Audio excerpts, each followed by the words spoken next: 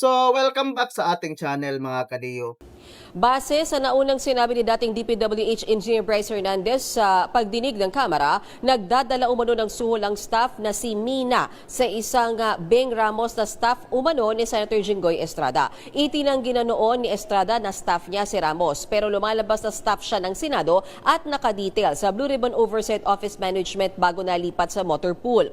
May ideya na raw sina Lacson kung kaninong opisina sa Senado dumalaw si Mina, pero magiging sentro raw ito ng susunod na Blue Ribbon hearing sa Webes September 18. Pinasecure na raw ang kopya ng CCTV at kasamang ipatatawag sa pagdinig ang operator nito. Bukod dyan, sinabi rin ni Lacson na wala silang sasantuhin kahit pakasamahan nila sa Senado. Pinagpapaliwanag na raw sa ngayon ang staff na si Beng Ramos. Humingi ng 2 araw na extension si Lacson bago isagawa ang susunod na hearing para raw mamark ng maayos ang mga ebidensya. Ipatatawag na raw sila Bryce Hernandez kahit na ang tingin nila Lacson hindi na siya credible. Maging ang mag-asawang Curly at Sara Diskaya, iimbitahan din daw ulit. Git ni Lacson baka pwedeng pag-aralan kung dapat silang mabigyan ng legislative immunity para kung ano man ang sabihin nila ay hindi magagamit laban sa kanila. Hindi raw sapat ang mga nauna nilang pahayag sa pagdinig ng Senado at Kamara para maging state witness.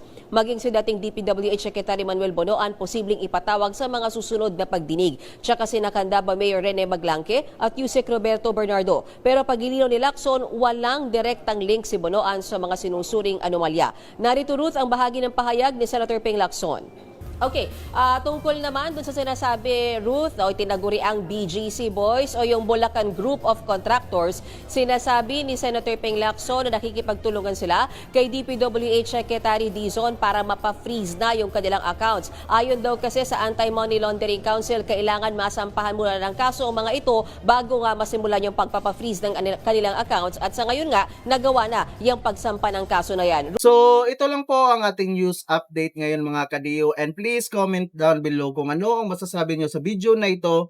And please, pakisupport naman ang ating Facebook page para magpatuloy pa tayo sa paggawa ng bagong news update. Maraming salamat po at magandang araw.